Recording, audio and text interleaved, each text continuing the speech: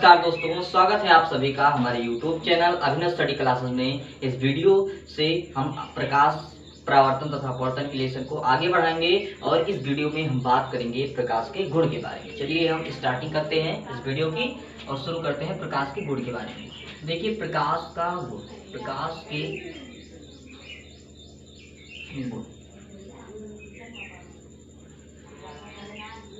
प्रकाश के गुण क्या होते हैं। देखिए पिछली वीडियो में हमने आपको बताया था प्रकाश एक प्रकार की ऊर्जा होती है और उस ऊर्जा के द्वारा हम अंधेरे में हर एक वस्तु को देख सकते हैं। तो प्रकाश के गुण होते हैं। देखिए हर एक व्यक्ति के अंदर कुछ ना कुछ क्वालिटी होती है, उसके अंदर मतलब कुछ ना कुछ गुण होते हैं, कुछ ना कुछ दोष भी होते हैं। तो इसके गुण क्या होते हैं मैं आपको ये बताता हूँ। ये गुण, आज ये टॉपिक है कि गुण क्या होते हैं। सबसे पहला जो गुण होता है वो होता है प्रकाश के कारण हम वस्तुओं को देख पाते हैं। इसका मतलब जो हुआ प्रकाश अदृश्य होता है, मतलब हम प्रकाश को खुद नहीं देख सकते, जबकि प्रकाश के द्वारा हमें हर एक वस्तु दिखाई देती है। तो हम लिख सकते हैं कि प्रकाश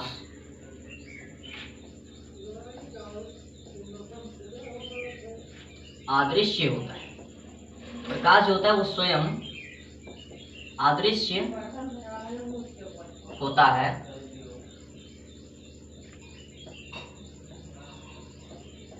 ठीक है। ये तो स्वयं अदृश्य होता है। जैसे यहाँ पर देखिए, यहाँ पर जो है सूर्य का प्रकाश पड़ रहा है, यहाँ या लाइट कमरे में है तो यहाँ पर जो है हमें दिखाई दे रहा है, लेकिन प्रकाश स्वयं नहीं दिखाई दे रहा है। अगर हम बंद कर दें, अगर हम अंधेरे में रखें तो हमें प्रकाश दिखना चाहिए ना, लेकिन वो दिखता नहीं है, तो स्वयं अदृश्य होता है।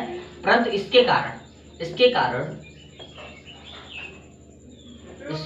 कारण हम वस्तुओं को देख पाते हैं।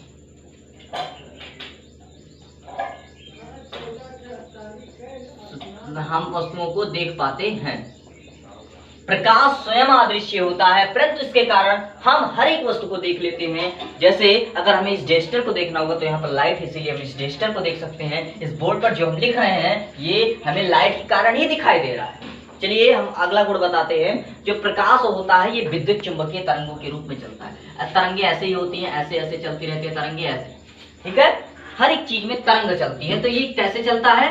विद्युत चुंबकीय तरंगों के रूप में चलता है। इसका अगला गुण है प्रकाश जो होता है ये विद्युत चुंबकीय तरंगों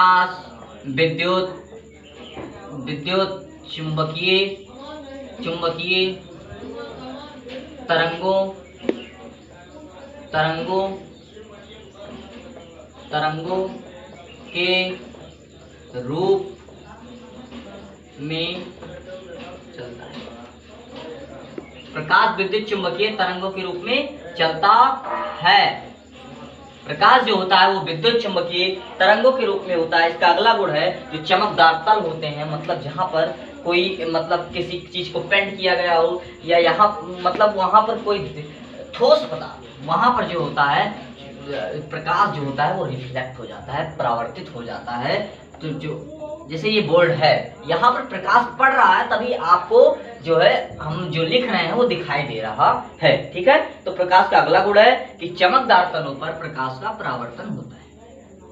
जहां पर पॉलिश की गई हो, जहां पर मतलब कोई चमक हो, अगर ठोस है तो उसमें कोई ना कोई चमक होती है। तो चमकदार तलों पर प्रकाश का परावर्तन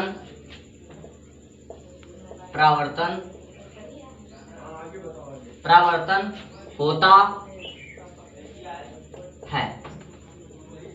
चमकदार तलों पर प्रकाश का परावर्तन होता है। और इसका अगला गुण होता है जो प्रकाश होता है वो निर्वात में चल सकता है। ये निर्वात क्या होता है? एक माध्यम होता है, ये इसमें कोई माध्यम नहीं होता है, इसमें कोई भी माध्यम, ना वायु होगी ना ऑक्सीजन होगा, हर एक चीज, कोई भी गैस नहीं होती, इसमें कोई भी माध्यम नहीं होता है। जैसे अगर हम पानी के अंदर जहाँ डुबकी लगाते हैं, अगर उसमें अंदर से हम टार्च मारेंगे तो सीधी जाए, क्योंकि वहां पर कोई साधन, कोई माध्यम नहीं होता है। तो अगला जो है इसमें जो निर्वात में जो है प्रकाश चल सकता है। निर्वात में प्रकाश की जो चाल होती है सबसे तेज इसी में होती है। तो निर्वात में जो प्रकाश की चाल होती है निर्वात में चल सकता है। और निर्वात में प्रकाश की चाल जो मतलब इसकी स्पीड होती है प्रकाश की चाल जो होती है वो 3 गुणे 10 की पावर 8 3 मल्टीप्लाई 10 की पावर 8 मीटर पर सेकंड की स्पीड से चलती रहती है। ये जो होती है ये इसी स्पीड से चलती है। ठीक है, निर्वात में प्रकाश की चाल 3 मल्टीप्लाई 10 की पावर 8 मीटर पर सेकंड होती है। इसका अगला प्रॉपर्टी है कि जो प्रकाश होता है ये सीधी रेखा में चलता है। देखिए जो लाइट आ रही है यहाँ पर बोर्ड पर, ये सीधे आ रही है, इससे ये आपके पास सीधा रिफ्लेक्शन जा रहा है। इससे आपको हर एक चीज जैसे मैं लिख रहा हूं वैसे एकदम दिखाई दे रही। हमेशा प्रकाश एकदम सीधी रेखा में चलता है, एकदम सीधी, कहीं पर इधर उधर नहीं होता है। ठीक है, तो यहाँ प्रकाश जो होता है प्रकाश सीधी रेखा में चलता है। प्रकाश सीधी रेखा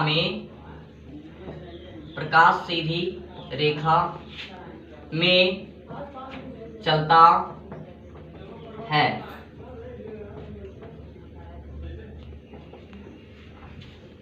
अगला